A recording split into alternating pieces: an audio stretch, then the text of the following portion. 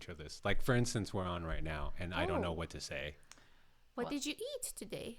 What did I eat? Nothing, because I fast, and I still got a little pudge and stuff. I don't have a 6-pack yet. This sucks. Is that a good enough intro? Hi, everyone. Welcome to another podcast. We took a week off. If you follow us on Instagram at Monkey Pie Labs, you would know that we took some time off because we had something cooking. And that was quite literally. What did we do, Sarah, this past week? We made Taiwanese beef noodle soup. Well, Yasi made Taiwanese beef noodle soup. No, you were my sous chef, so you helped a lot. And Mike also helped a lot because he filmed it, and he was our director.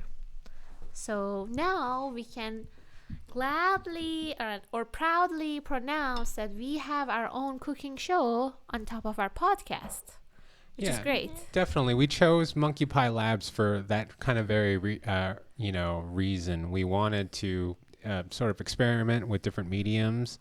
To, just try and get our thoughts, messages, personalities out there. And a big part of our lives, even though we're big proponents of fasting, which includes not eating, a big part of our lives is actually cooking and enjoying food. So I had the great pleasure of eating Yazi's famous Taiwanese beef noodle soup. Yay. And with all honesty, I can vouch that it was deep, it was rich. But why don't I pull up some slideshows just so people can kind of know what the dish is while one of you fills up airtime, because I don't know what to say right now. I just want to add a tiny little bit, because you said that fasting kind of contradicts like the eating or cooking. It's not. If you fast, you have more appreciation for the taste and the flavors and the food. Definitely. It changes your relationship with food, I think. And Yes. and at least for me, you're right. I am able to appreciate ingredients a little bit more than when I'm just exactly. Like eating every day. on my non-fasting days, it's just like that. I plan to have as much as flavorful dishes as I can, because I know on my fasting day I will get no more than egg yolk or like a very thin soup. But on my non-fasting days I can plan in advance, and I can plan for the dishes that I crave. So I think that I have more appreciation for food and for cooking, and just because of the fasting, actually. Yeah, I think you get more mindful of food, because I do spend quite a bit of my fasting days thinking about what I'm not going to eat on my not fasting days. Same. I can second that. I agree 100%. So maybe what we can do is we can, I think we will eventually get around and talking about some of the production, some of the challenges for our first episode, how we kind of enjoyed it, but maybe a little background of what your relationship with food was. Like, for instance, really quickly, I did kind of grow up in a kitchen. My mom had a food court. So I remember as a kid after school being dropped off at her little food court area in this strip mall, and I would do homework in there. She wouldn't let me in the kitchen though. She thought it was too dangerous and stuff, because she has deep fryers and things like that. But that the passion I have for food came from her, and I hate that word and I just used it. My love for food, or my affinity for being in the kitchen, came from her, because my mom at her restaurant and also at home spent the majority of her time in the kitchen. Her meetings, when friends would come over, she would entertain them. So there's a special place in my heart of just spending time in the kitchen. And it was nice to spend time with you two in the kitchen. But what's your background? So, as you know, guys, I'm from Iran, and food is a big part of not only Persian or Iranian culture, but also a huge part of whole Middle Eastern culture. Basically, the whole concepts of family gatherings is intervened with the concepts of having food around. Also, different celebrations, whether it's religious celebration or whether it's something going back to thousands of years ago, the food is always a major part of different festivities and different like celebrations. And I think it's also the same about a lot of other cultures around the world. Like I know for American, like Thanksgiving, food is basically that day is about like having food. Oh yeah. Yeah. Yeah. So for us, it's also like that. 4th of July this coming, right? Yes, That's a exactly. big food thing.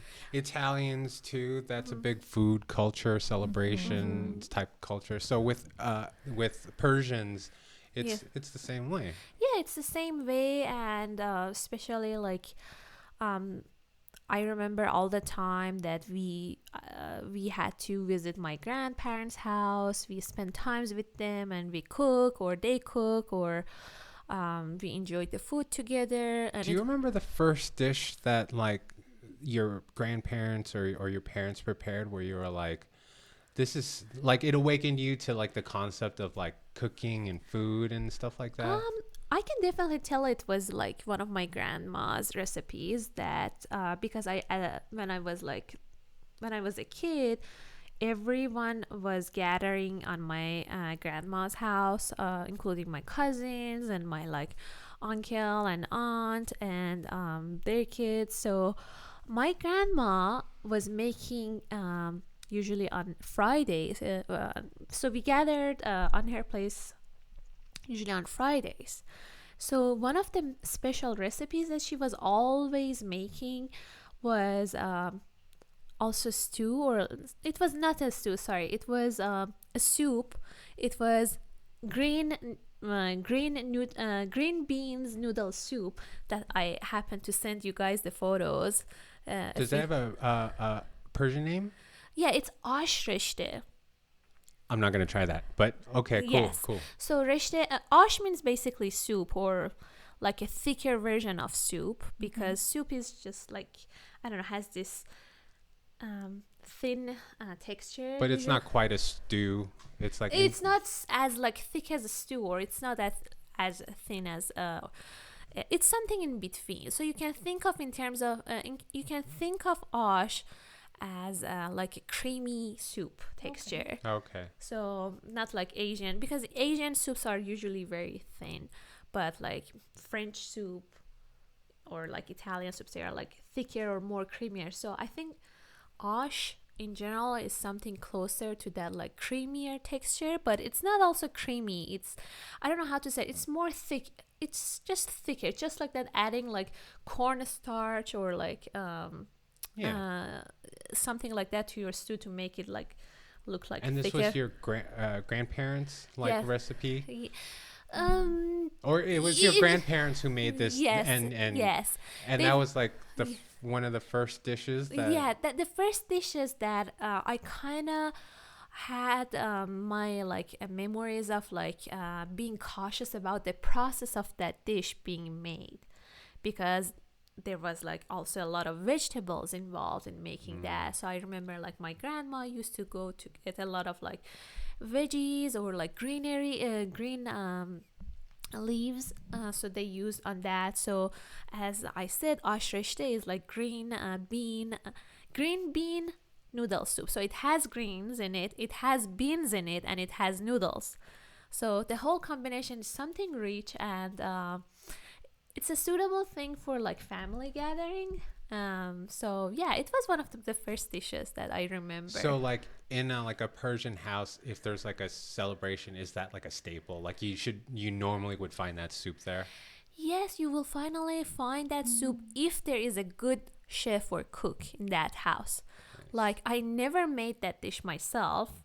I would love to try it, but it's one of those recipes that you have to be a good chef to get everything right about it. Otherwise, Well, based off of that Taiwanese beef noodle soup, I think you can handle it. So yeah, we will see. We will see. we'll But- try it out. We'll try it out one of these yeah, days. definitely. I promise these two guys that I will cook it for them for the purpose of our show, and also in general, because, and I am excited to try this, because Yeah. this was a dish that I always remembered both of my grandmothers. Also, I mean, from my mother's side and from my father's side, they were like brilliant chefs, and they had like amazing amazing green bean soup. So Nice. yeah, I'm Yeah, excited and we're to make not that.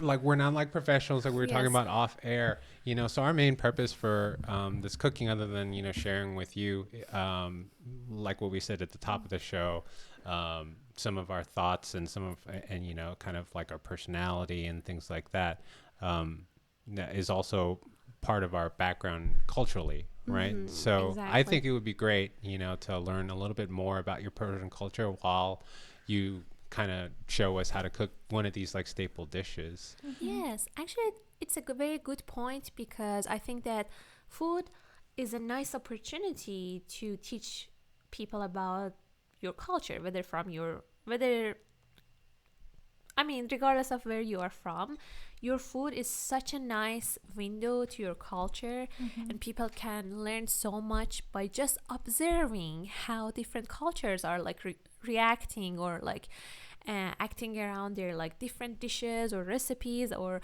in what kind of celebrations they are going to have those dishes, or what's the process of like preparing, and what's the process of like getting the ingredients. So it's just like something fascinating, and I think I would definitely love to introduce my culture by the means of making you guys Persian food.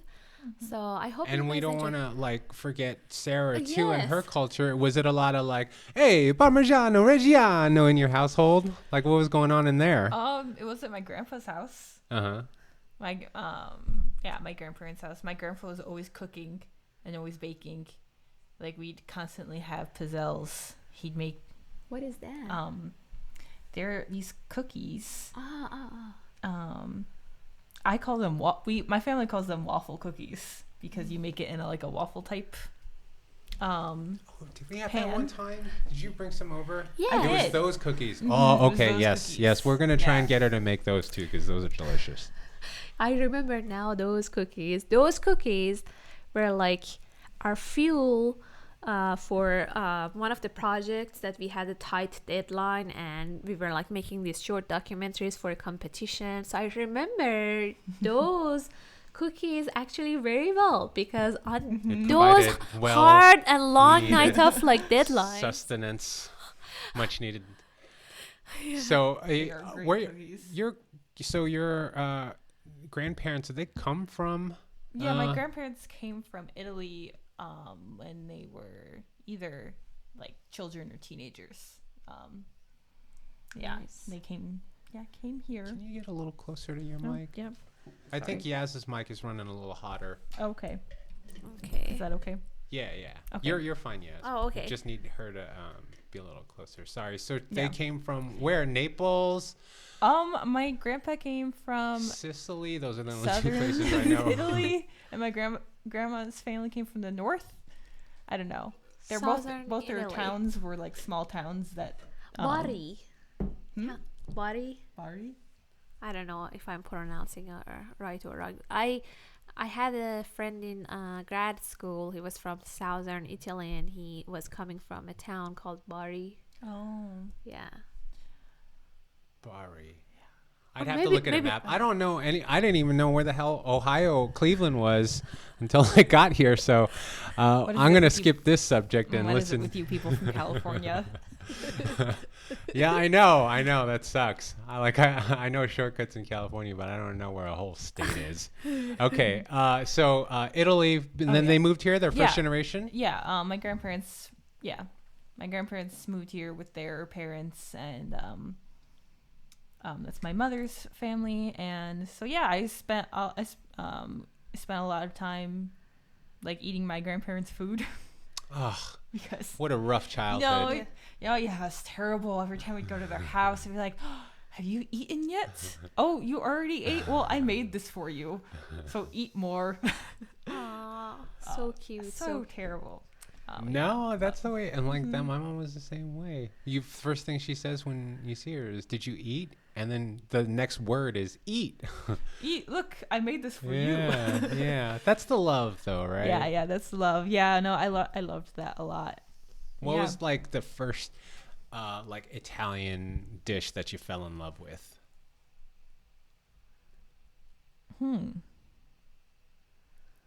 And don't give me something like pizza. Or pasta. I was gonna just say bread.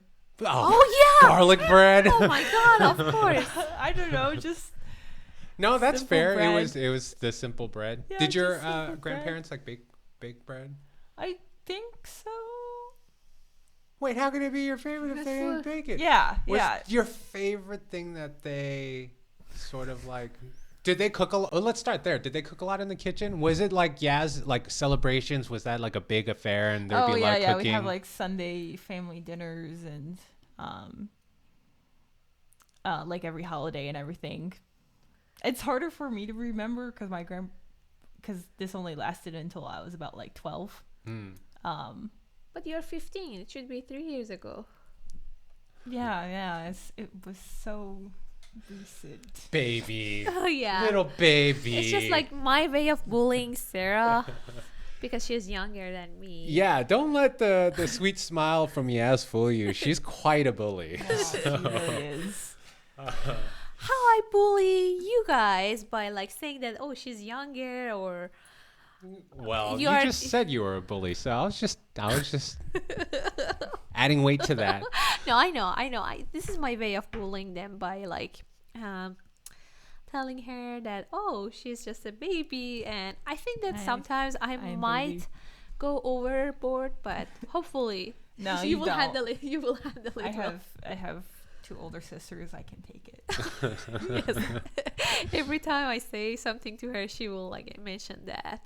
So I'm glad that I'm not the first person who is like bullying you because you're younger. I'm glad you were bullied heavily in your Yes. childhood, is what she's saying.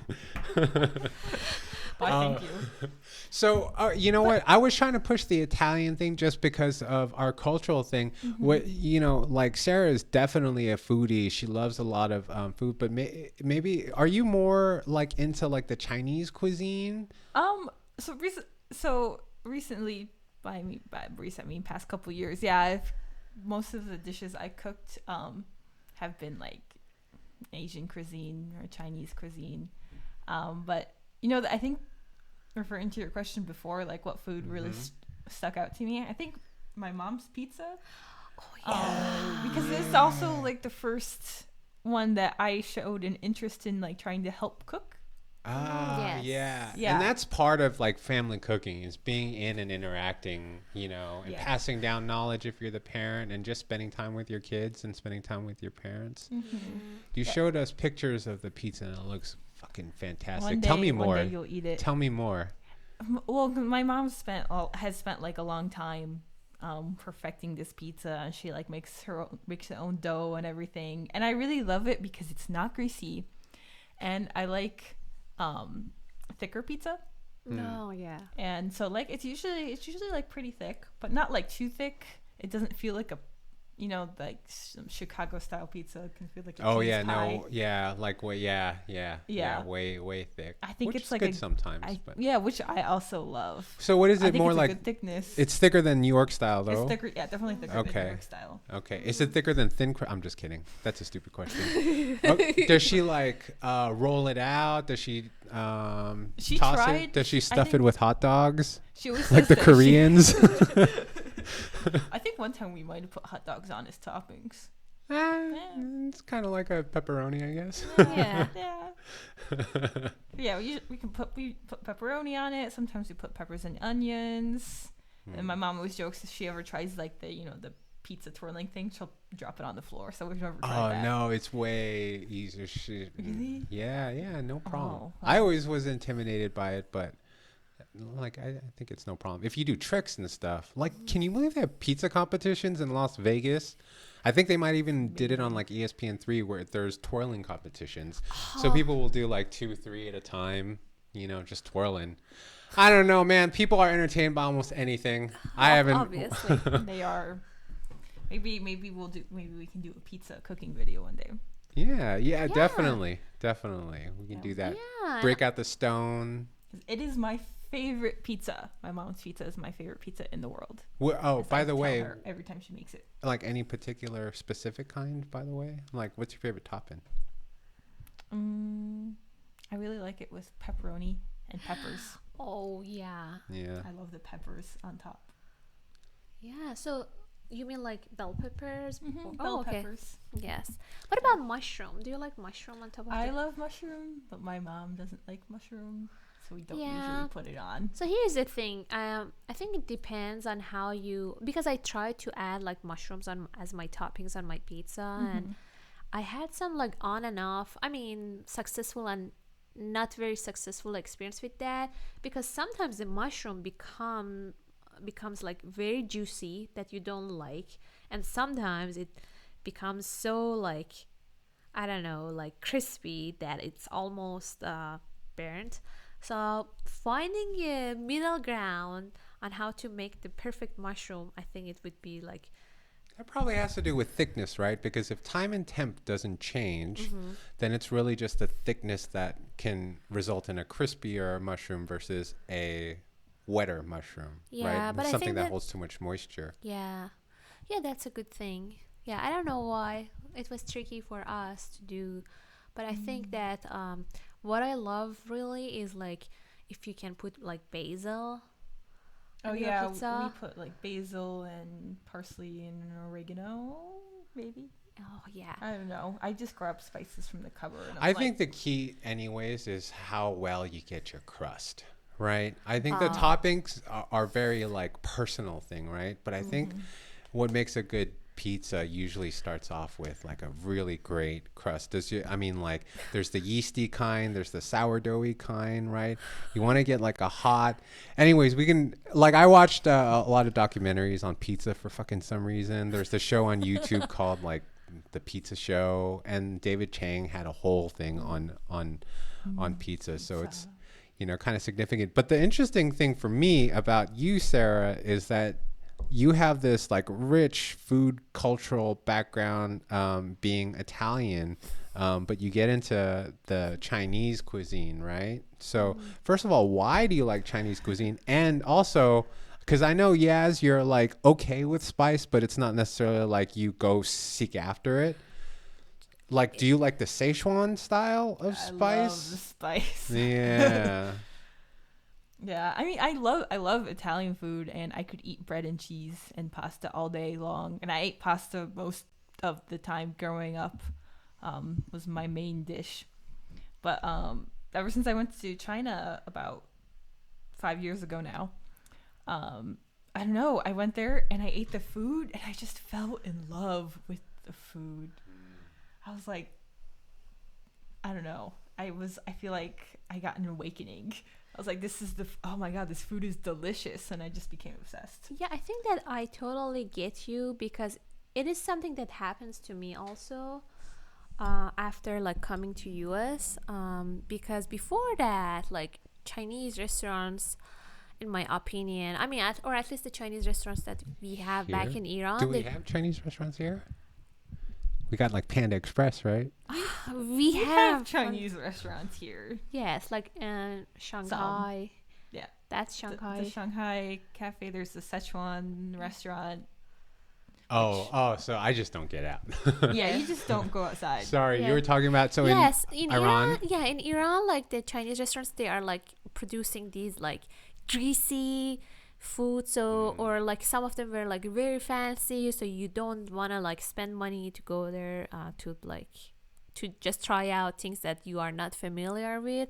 So it wasn't a thing for me at all. I mean, Chinese or any kind of Asian foods wasn't the thing for me. And I remember all the time that all the trips that we have to Asia, we had like very limited experience with food, and we ended up like going to McDonald's and like Asian Well, countries. I think it's kind of fun to go to McDonald's in other countries because it's different Yeah, it's different, and it's like items. better quality. I don't know, sometimes better quality, or so yeah.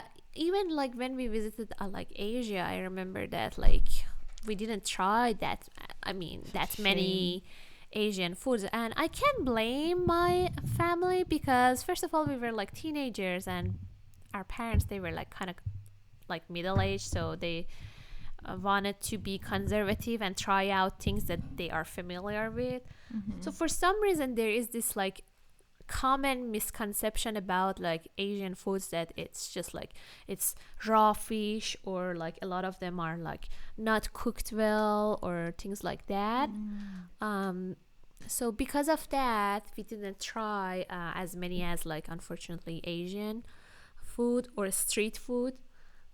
But if I can have now the opportunity to go back to Asia or China, all I want to try is just to eat out in night markets or like Oh yeah, street food's always the best, right? It is amazing. yes. That's like one of the key incentives to go out and see the world and travel, is to taste their food. Food is so important to like culture, and it like breaks boundaries too, right? You can sort of like find commonality in food, various regions, techniques, ingredients, but also just the connectivity that we started off this discussion with, revolving around community and family and gathering and celebration. It's a lot of good thoughts, but yeah, I would love to join you two in like some sort of like food adventure, getting you street food. And I just want to travel the world and eat. you just want to eat the world. I just want to eat the world. Yeah. Because I can take spiciness now. Now I love spiciness. Yeah, and I your used to be able tolerance, to. your tolerance for spiciness is just like so unbelievable to me, because after even after I got myself familiarized with Asian food, I can't tolerate that much spice that you can find in many Asian That's stew. because in China, all my Chinese friends would take us out to restaurants and they'd order all these spicy dishes. So I'd Had no just choice be but sitting to- there crying Yes. until I got used to it. You guys ever see Hot Ones on YouTube? No. No. Fucking A. What do I do with my life that I know all these fucking shows that don't no know. I one feel knows? like This I is a know popular show. It's nothing. millions of people. So maybe we are not people who are going Maybe after I popular live shows. under a rock. Yeah. Jeez Louise. The whole concept, it's a very interesting concept, because I guess the ultimate purpose is he interviews celebrities, right? Maybe that's not the way it started off, but the show as is right now is he wants to interview celebrities, but in order to get them to loosen up, and the whole avenue to do it is to sit at a table in front of 10 chicken wings with exponentially spicier sauces on the wings. So it starts off, just like a normal interview would, but as it gets spicier, they loosen up, they start, just divulging things and, having a more genuine conversation. So they use food and spicy food as a vehicle. But I always look at it and I'm like, oh man, I should after watch the this. third wing, I think I might be fucking out. I wanna see how far I can go. I haven't ordered spicy wings in a long time. So, and the other reason that I want to like mention for my intolerance for spiciness is that I'm actually allergic to a lot of like spicy, for like red pepper and stuff like that. So if I don't get like my allergy pills, or if I don't get like medicine afterwards, I having spicy food, I will end up with rashes all over my face. So Yeah, we don't want that to happen. yes, that's why I couldn't like try your kimchi myself. Sucks. Oh yeah, kimchi. I'm part Korean. Kimchi was an acquired taste for me. I remember as a kid, like, no, thanks, Ma. You can keep that for yourself, right? Luckily, like Korean food, it's also like sweet stuff. So, like, I just ignored all of that. And then you think, like, now I love kimchi. So it's like, well, your palate changes like over time. Your interests in food change over time. But that's probably the reason why you switched out the chili peppers and the Taiwanese beef noodle soup with bell peppers, right? Yes. It's not spicy, it's a little sweet. And maybe that might be a good segue into maybe our cooking show, which by the way is, if you're watching this, the Taiwanese beef noodle episode with Yaz is online right now. Why'd you choose that? So I chose. And just talk about anything about it. I'm going to pull up some slides for us. Yes, so I chose that dish because first of all, it was one of the first dishes that I have actually watched tutorials to learn how to make it.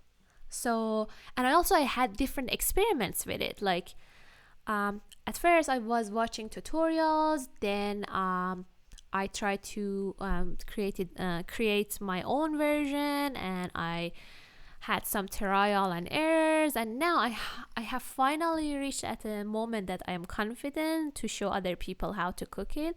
So I can say that the combination of research and the combination of experience made me to choose that dish. And the other important reason is that I have Taiwanese friends that I love them, and nothing is more important than to cook with passion and love. Sorry for dropping the passion word again, but It's I think okay. that as long as you oh my god, look at these photos.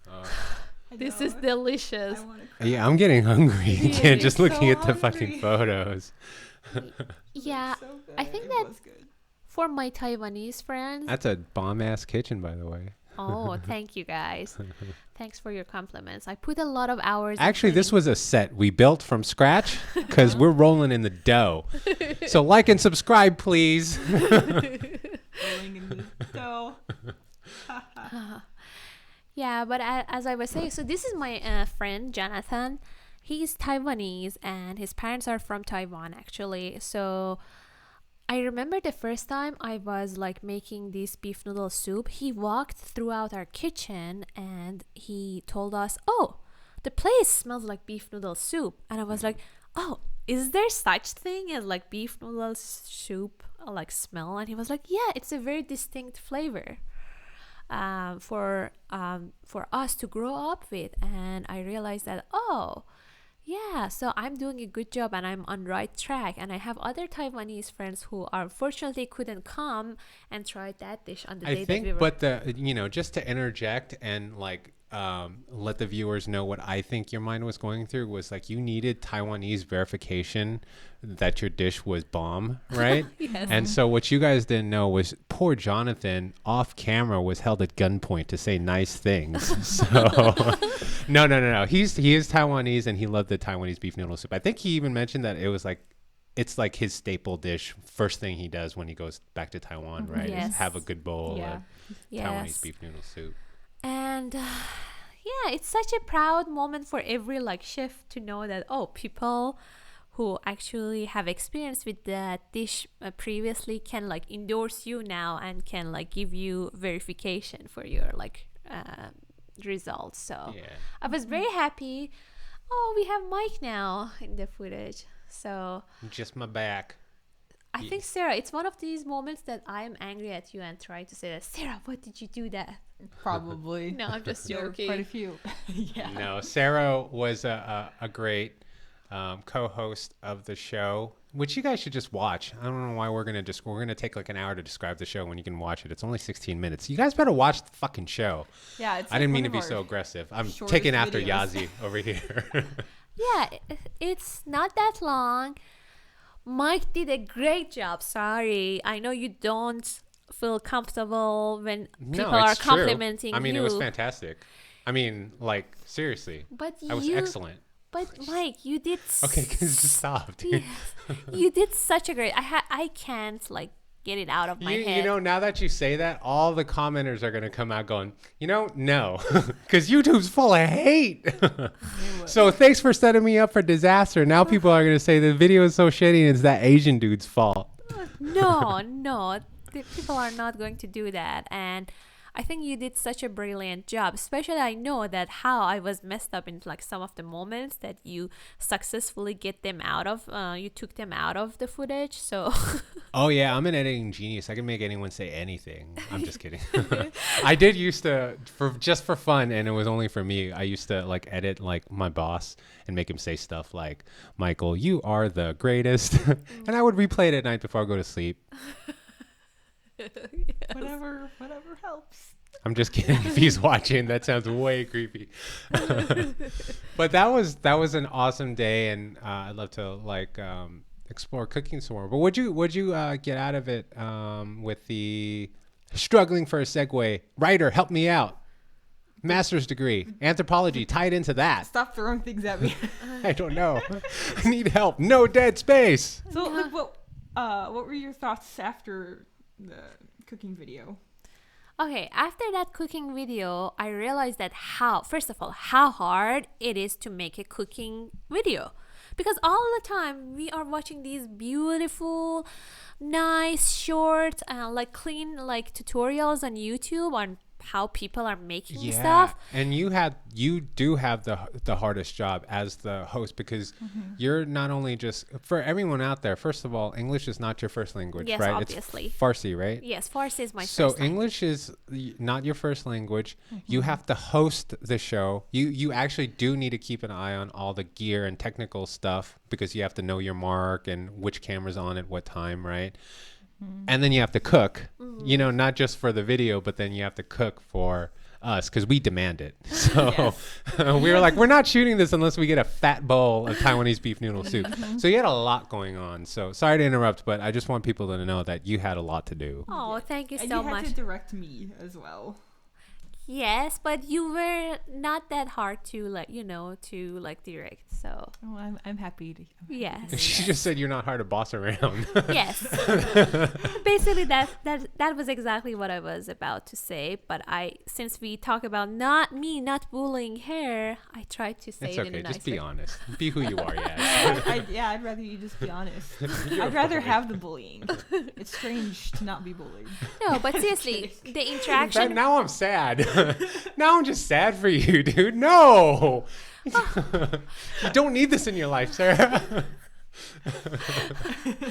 But seriously, I think the fact that we decided to do it as like a 2-person show, and like by 2-person show I mean that 2-person in front of the camera, it was kind of like a new thing for us, and it was kind of like a new format that we haven't seen that often in other like YouTube like channels and stuff, because it's usually like one shift that they are doing stuff and they are like explaining. But I realized that I'm not a professional. I'm not a pro chef, and it's nice to have like someone by my side, first of all, to boost my confidence by like helping me out and give me the help whenever I need. And it was very encouraging. Thank you so much for your presence by my side all the time. And it was just like very encouraging. And also it was encouraging to see that I can chop onions better than you. Sauce. Yeah, I might cut out Just the another side-eye part. bam. Just a little sprinkle. She just needed to spice that up a little bit by just tossing that in right over your face, Sarah. It's true though. You do cut better, not just like literally, but figuratively. I You was cut our also- souls. Yassi Yes. was like, whoosh, and I was like, ooh, so slow. No, but the thing is that the difference between my chopping and your chopping was that I knew that it doesn't matter if you wanted like to chop things very finely or like I very know, but you beautiful. said that, so I just needed to have listened. Yes. And you tried to chop things like in these very thin layers, and it was just like so thin that you could It just kept coming out thin. no you know you could basically look through onion pieces and like see the other, look through the onions. They were so thin, and it was very beautiful for other recipes, and it's a hard job. So I definitely praise you for like your patience to create something like that beautiful, but we didn't need that level of sophistication. So And here's what I'll say, because I know it was repeated that we're not professionals and stuff. So why make a cooking show? So let me do a little salesmanship over here, okay? First of all, we're going to try and pick some dishes that are appropriate to sort of like our background, dishes that we love, dishes that we know taste good because we've eaten them before. And hopefully there's some, dishes that they're not mainstream stuff. And also, though, we might be lacking in like, knife skills or the technical jargon, I think it's worth watching because the end result comes out spectacular. And we were talking about this off air. Sometimes, my mom cooked all her life, owned restaurants and food courts and things like that. But, she just did what kind of felt right to her, and they always like turned out great. So a lot of people might look at some of her techniques and go, okay, that's a little bit weird. Why'd you do it in that order? But it doesn't matter because the end result is great. So I think Yaz being a little humble with our background and experience with food, I think it's worth checking us out because we're excited to produce and cook these shows. We're excited to eat the food. And if any of these dishes that we come up with are of interest to you, you should definitely check it out. So how'd I do? You did great. Yeah? Yeah, you did great. Cool. Yeah, All with right. your great damn video voice. I love compliments. Yeah, you did a great salesmanship. And why we don't you as our head of marketing? I think that's my job. That's your job. You are the best at that. No, you are clearly the best at that. I will save some stories for But later. the thing is that okay, so going back to the challenging parts of the cooking show, I was trying to say earlier that while you are watching a YouTube tutorial or YouTube like cooking show, you don't know the actual amount of works that are happening behind the scenes. Like, and after we did it ourselves, we realized that it's such a hard job to coordinate the camera, the gears, also the sequences of like the tasks was very important. I think that was the most important thing is, it was our first thing. We just kind of wanted to have fun. I lost sight of that. But anyways, so, we just kind of wanted to have fun and get this first one out of the way. You get better the more you do. But the structure, we didn't bother talking about it at all. We didn't bother overviewing exactly how the dish was made. So, like I end up filming more, you end up talking more, and then what we ended up with was an hour and 40 minutes worth of dialogue footage, not including B-roll, right? So ashamed for that. No. This was a team thing, so it was Sarah's fault, really. Yes, it was her fault. My fault. just We kidding. didn't discuss the structure before. And it was your fault that Put it all on me. I didn't prepare a script for my like speaking beforehand. How No, come no, you didn't remind me? no, we didn't need all of that. But what we did figure out from this is that we can definitely do this more efficiently, because these cooking shows, you might be in the kitchen with the talent for hours on end, but you don't need to come away with an hour and 40 minutes of footage for like a 10 to 15 minute like video. So that's something we'll work on. I think the B-roll. I think that with any new Of course. content we'll do, the first time we'll just be figuring out. Yeah, that's for sure. Yeah. And let me ask you this. You asked about my like challenges. So I know that you were there all the time by my side. Have you felt like that you are being challenged by me, or I don't know, was it challenging at any part for you, or did you just enjoy it? Are you asking for like critiques or improvement from Sarah's vantage point? Like, would you have liked to be more involved, cut more stuff, or any? I didn't know. Is that where you're going? Or I just want to something first else? of all know that how was her general feeling about the whole process and her role. And I don't think she was paying attention. I think she just wanted to eat. Because you asked her at one point, do you think you can make this dish now? And you were like, So I want to know, what was going on through your head? Were you just like, how long will it take for me to get this in my stomach? Yep, just thinking about eating. When you asked me if I think I could make it now, I said no, because I would need the video to follow along with. Well, now you got it. So. Yeah, exactly, because my memory is so terrible. It takes a couple times of me doing it to be able to remember it. Yeah. And you know that I think you need, for a lot of things, you need to follow a recipe, and it has less to do with your memory or how good or bad your memory is, but it's also about like following a unified structure all throughout your different Yeah, I could follow a recipe. yes. So that's why you need a recipe. It's not about you having an awful memory. I'm not saying that you have an awful memory, I but do though. The ultimate goal, though, for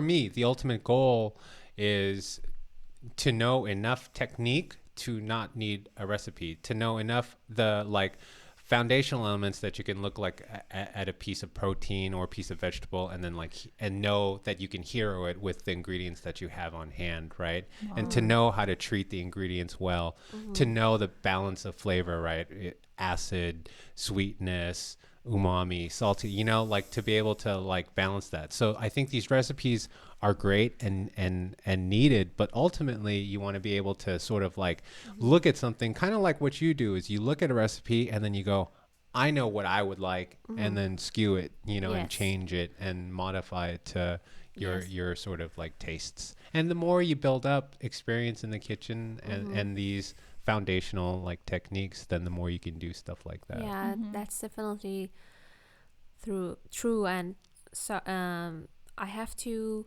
say this, that hearing other people's feedback is just like sometimes very useful. Like, first of all, even if you believe that you are a good chef, you also need to have this in mind, that you need to listen to the people who are going to taste your food.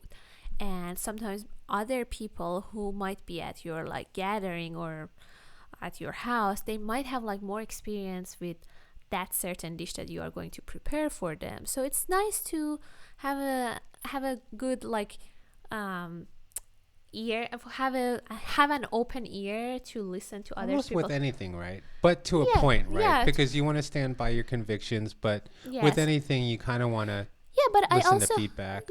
That's true. And also I think that after you gave me, for example, feedbacks about like the type of meat that I want to choose for like from now on for this specific recipe, I think that that makes sense, I can adopt that in my cooking. So I think that listening to other people's might be also a thing that you can always add it as another layer of your recipe book. It's just like an open line in your recipe that you can have that in mind and listen to your like people later and see what is their opinion of the food. And if they are saying that, I think that if you add more sugar in future, it might turn out nicer. So from now on, next time you might try a little bit of more sugar. Right. And so I'm just saying that your audience or your like people, I don't know how to say that, your eater feedback could be an actual line in your recipe book. So yeah, but at the same time though, still stay true to yourself and sort of like, since we started off talking about culture and then we talked about technique and how also technique also doesn't matter. It matters in a way, but it doesn't matter.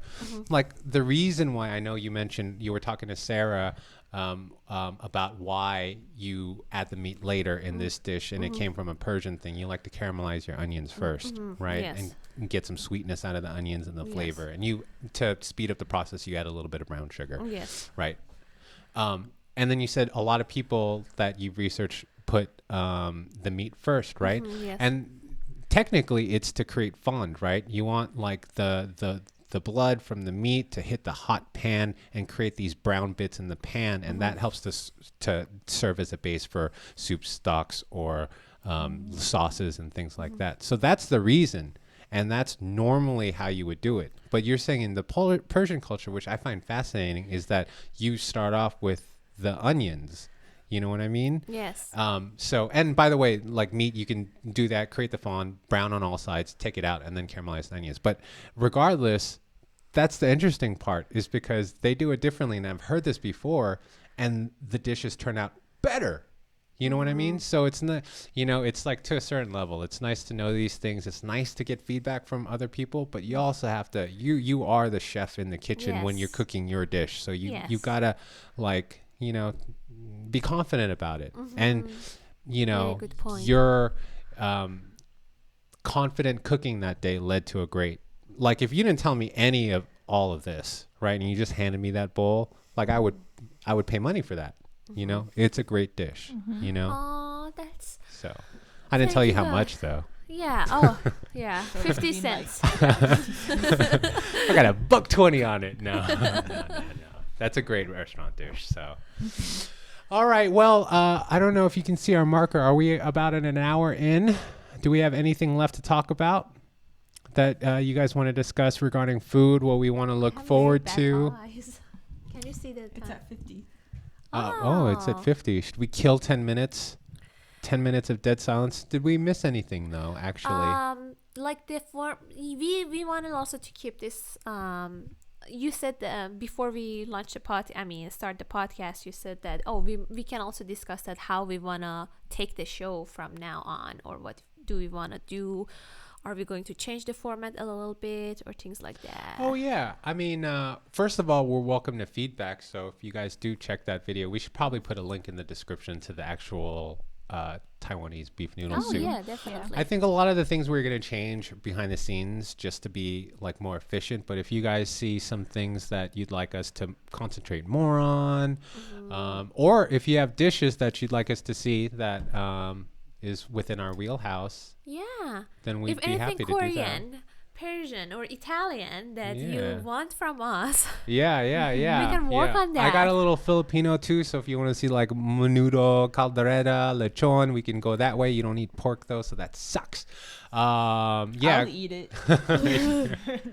you'll eat it. Yeah, we can do kimchi, mandu, but more importantly than the actual dishes, join us and kind of evolve with us as we figure out and streamline this thing, because I love watching, these two in action from our last video. So I think that there's potential there. What other dishes let's tease them a little bit with some dishes that you have in the pipeline. What can you guys offer? I think I said before, tiramisu. Oh, by the way, Pizza. so sorry. Yeah. As a bonus surprise gift, Sarah came with tiramisu. So you want to Oh, see that yeah. video whenever we make it, because Yeah. her tiramisu was great. it So was good. It was really great. Yay. Although she had to modify it so I wouldn't choke on the chocolate powder. But it was totally my problem, but she modified it for me, for the child in the house.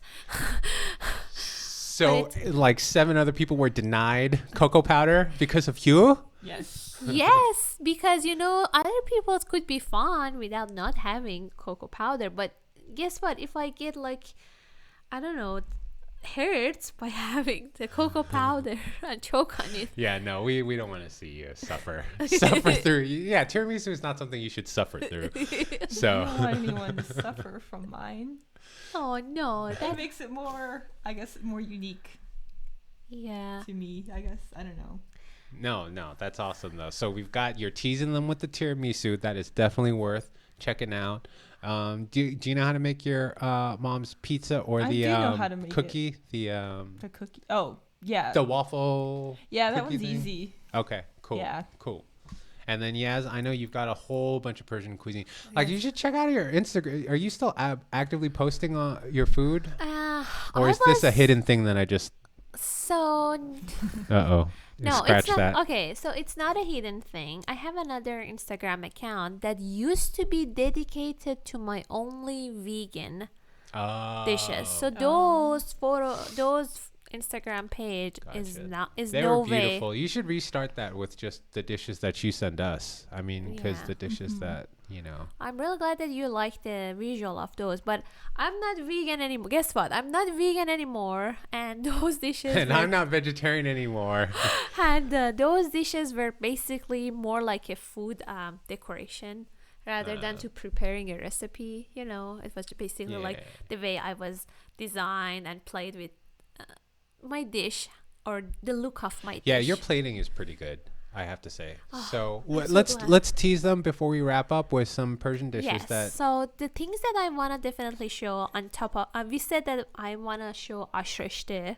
That would be a challenging one because I have never made that dish, but I would love to show you how to make crispy rice the way that Persian people do, and we call it tahdig, which means the bottom of the pan. So it's all about that crispiness and like the sound when you have your first bite of that rice.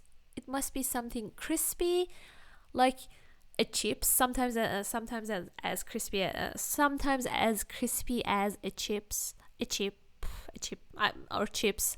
So it should sound like something like this. And I want to show the texture. I want to show how to do different variations of tahdig. And I have like some Persian stew, you know, on my pocket that I can show you later. And I think, yeah, for now, these are the things that I want to work on. Right. But do you have Awesome. any Korean? Any more stuff? Yeah, like my favorite dishes growing up would be, I mean, this is stuff that you can find recipes for, but, you know, I've got like little wrinkles in regards to like Korean barbecue, so galbi. My favorite Korean stew is kabijim, which is sort of similar in flavor profile, but it uses like those thick cuts of like short ribs. So that's going to be an expensive show. You guys better watch that one if we do that. Yes. Short ribs expensive per pound. It's like $11. Anyways, yeah, and then Koreans are famous for like side dishes. So I don't know if you guys like, other than kimchi, like the glass noodles. You know, the noodles you actually used are Korean noodles. They're jajang. So it's usually, the dish is called jajangmyeon. So it's like this black bean kind of noodle dish or whatever. So when I saw it, I was like, that's fucking Korean. So that was kind of cool That to was see. my favorite type of noodle that our Asian grocery store has. And I didn't know it was How many Korean. Asian grocery stores do we got? 2? 3. Oh, There's 3. bam. 3? Yeah. Oh yeah, 3. the other one next to the big one. Okay. Yeah. All Okay. right. See, look at that. We rolling. Oh, yeah, Oh yeah. my god, I'm so hungry. After talking about food, yeah, this is like after our shoot, we obviously indulged ourselves, and I immediately packed on 4 pounds. It was like, whoa. So Yeah, with the beef noodle soup and then the tiramisu. Tiramisu, and- yes. yeah. Don't get me wrong, no regrets. I would redo that any day of the week. What a great. Yay. All right. Well, it was great talking to you two again. Thanks for all Yes. your hard work this past video shoot. And look at the link down below so you can also learn how to cook Taiwanese beef noodle soup. Hopefully you got something out of today. Hopefully you're excited for what we got in the pipeline in the future. Yeah, Sarah, you got anything else to say? No, we hope you guys, leave us a comment and let us know how we can improve. That's all we are looking for, the improvement and the progress, because Monkey Pie Labs will rock it. Yeah, that's all we're looking for. It's Yes. just improvement. Yes. Maybe a little fame, fortune, mansions, maybe a helicopter pad. But, Yeah, those would be Yeah. nice. our priorities are straight. Yes. Improvement. Uh-huh. Sarah? Uh-huh. Anything else? She's just so caught up in wanting food right now. I bet you she's just seeing images of dishes running across her Wow, brain. you know exactly what's in my brain. I do. Yeah, but yeah, you should try to make beef noodle soup. It's delicious, even if you've never had it before. Yassi's video will show you how to do it. Yay. Thank you. Okay, folks. Hope you're just as excited as we are. Have a great day. Bye-bye. Bye-bye.